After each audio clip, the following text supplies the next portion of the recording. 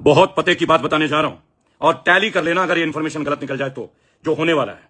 तुम्हें याद है जब जियो आया था, इन्होंने फ्री कर दिया था लोगों को, ताकि लोगों को आदत पड़ जाए। नशा भी तो ऐसे करते हैं, नशेड़ी बनाने के लिए पहले अफीम सुंगा देते हैं, ड्रग्स छटा देते हैं और फिर वो इसके आदी हो जाते हैं, हैबिचुअल हो जाते हैं और फिर अपने मां बाप के गहने बेचते हैं। इसी तरह रिलायंस जियो ने पहले लोगों को फ्री डेटा दे दिया, राइट? अब एयरसेल खत्म, वोडाफोन खत्म, आइडिया खत्म, हचीसन खत्म, अब क्या रह गया? जियो, और रेट दबा के बढ़ा दी। अब नई बात सुनो, यही हाल होना है सोने का।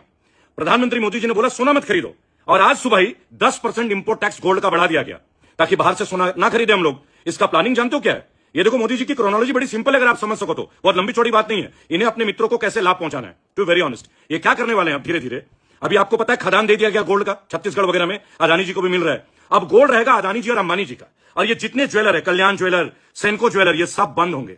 गली गली में जैसे रिलायंस फ्रेश, रिलायंस स्मार्ट, अब गोल्ड की तमाम दुकानें जो है ना, केवल अंबानी और अदानी की होगी, बराबर? अभी कोई नीट की बात नहीं करेगा, मैं आपको उसके ऊपर भी बताने वाला हूं। पहले आप गोल्ड की बात सुन लो, और बहुत जेन्युइन इंफॉर्मेशन आपको दे रहा हूं, और तुलना कर लेना। और कोई बीजेपी का नेता अगर हिम्मत है माइक ला ले तो आ जाए डिबेट करने, अपने घर बुला ले, चैनल पे बुला ले, मैं वहीं आके डिबेट कर लूंगा। गली गली में रिलायंस का, अदानी का गोल्ड आएगा, और टाटा का कौन सा? तनिष्क। बाकी सब गोल्ड बाजार उड़ने वाले हैं। चांदनी चौक के जितने भी बड़े बड़े सोने के व्यापारी है ना मेरे भाई, तुमने दिवाली से ज्यादा पटाखे फोड़े थे ना 2014 के इलेक्शन में, अब तुम्हारा पटाखा फूट पड़ा, घाटे में तो 24 घंटे में आ गए, बराबर मेरे भाई? अब काम की बात सुनो, नीट की।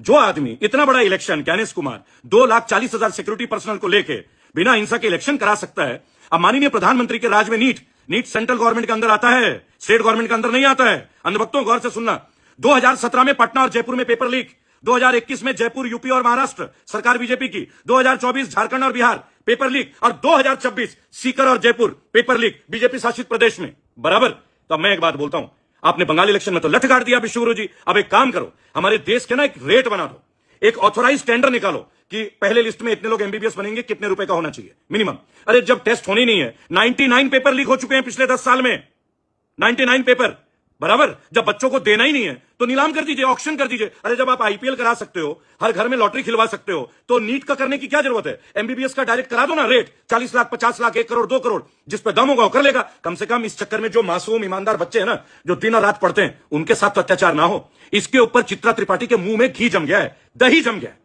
सुधीर चौधरी गूंगा हो गया है, और वो गंजा रजत शर्मा, उसके तो होश ही नहीं होगी, वो नीट की बात नहीं करेगा। लेकिन सोना ना खरीदने के फायदे 24 घंटा मीडिया में चलेगा, लेकिन तुम लोग है कि आंखें खुलेंगी नहीं, तुम्हारी कभी नहीं खुलेंगी। और हम जैसे लोगों को फिर तुम अगेन बोलोगे वामपंथी है। अब तुम ही बताओ ना, 99 पेपर लीक, अखबारों में सुर्खियां नहीं है। रशिया ने बोला कल तेल ले लो डिस्काउंटेड रेट पे, मोदी जी ने मना कर दिया। क्यों?